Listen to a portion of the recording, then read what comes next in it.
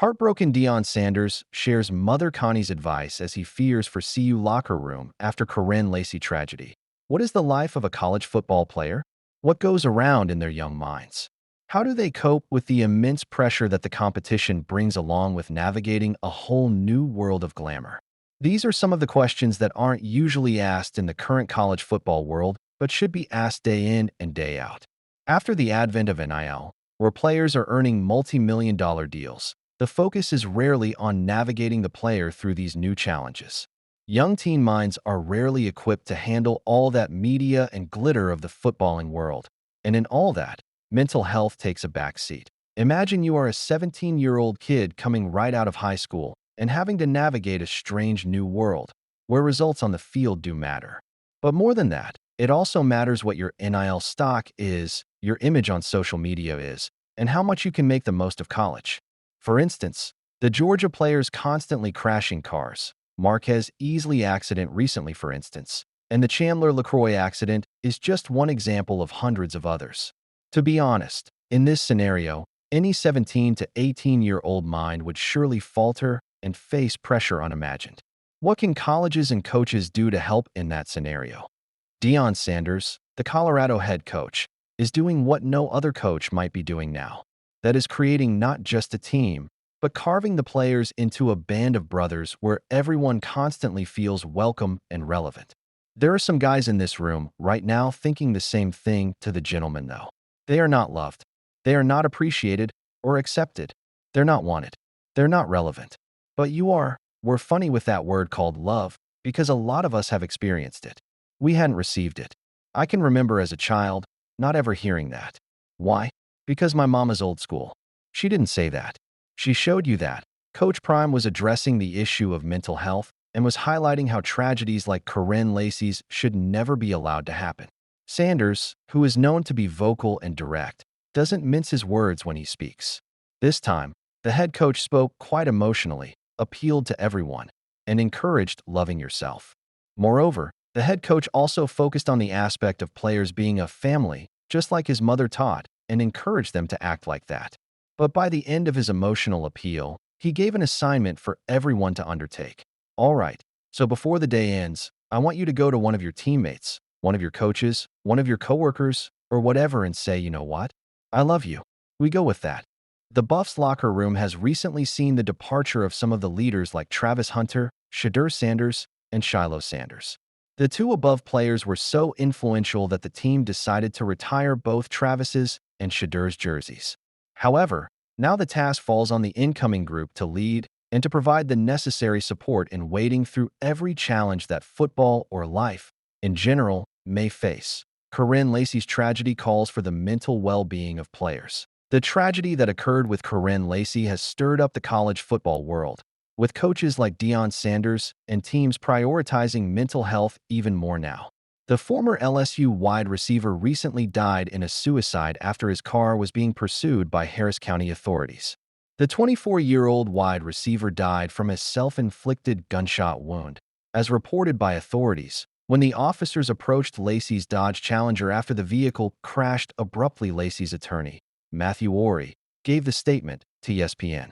It is with profound sorrow that we confirm the tragic passing of Corinne Lacy. First and foremost, we ask that the public and the media give his family the space and time they need to grieve this unimaginable loss in peace. The passing of Lacy has left many questions hanging about mental health and the adverse effects of the glamour that college football brings to young kids. Moreover, there is a need to address such issues openly and without any hesitation.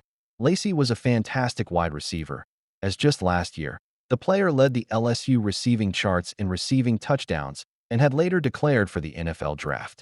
Even in his last season at LSU, Lacy had produced more than 850 receiving yards for 58 receptions at an impressive average of 14.9 yards per reception. The player was slated to be a second and in some drafts a late first-round pick.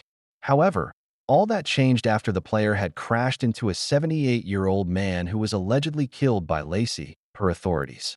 The wide receiver was put on several criminal charges, including reckless driving and homicide, and was scheduled to face a grand jury.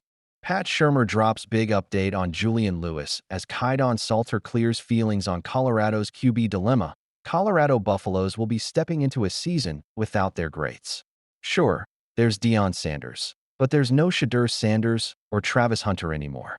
The star QB had a wonderful season last year, and many people were surprised by his performance. But as he looks to go pro, the Buffaloes seem to be considering two very strong contenders to replace him. The QB1 race is currently being fought between Julian Lewis and Kydon Salter. Both are giving each other a run for the money. This one is a battle where either party has a unique set of weapons as their advantage. Lewis seems to be the guy most people are leaning towards. He's a four-star recruit and is ranked 10 in the 2025 QB class by 247 Sports. He was named Max Prep's Sophomore of the Year, and he comes with jaw-dropping numbers. His varsity total passing yards amount to 11,010 yards, made across 3 years. How many high school QBs have come close to that number? And total touchdowns? A whopping 144. That's who is expected to pick up the baton left by Shedeur Sanders. Colorado OC Pat Shurmur also thinks he'd be a great addition. He shed some light on how Julian Lewis is fitting into the team. I'm more and more impressed every day. I certainly have a very great relationship that started through the recruiting process, and I saw a young guy, Shurmur said. He also noted that Lewis has bulked up for the role as well. He's really developed. Even his body is developed. You know, with the strength training, he's bigger and stronger, and every day he does something that shows you why he's here and why we're glad he is here.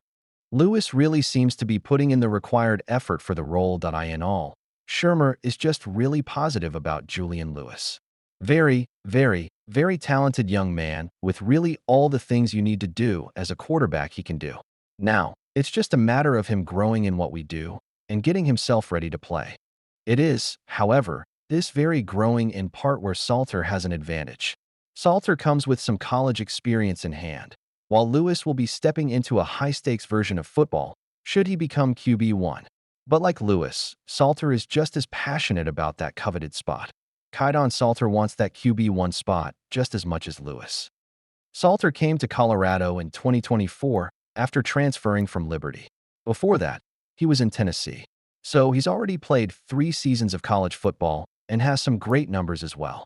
Last year at Liberty, Salter pitched in 1,896 yards, 15 TDs, and completed 147 of his 261 passes. They're not as great as Lewis, but Salter knows how CFB works. He has the experience, Lewis doesn't. And he has the desire to truly lead the Buffalo offense on the field one day to ATA space that is now vacated by Shedeur. Salter is making it known how the role could play out for him. He told Darius Sanders of Reach the People Media podcast, "At the end of the day, once you are that starting quarterback at a young age, you're just going to start seeing it happen.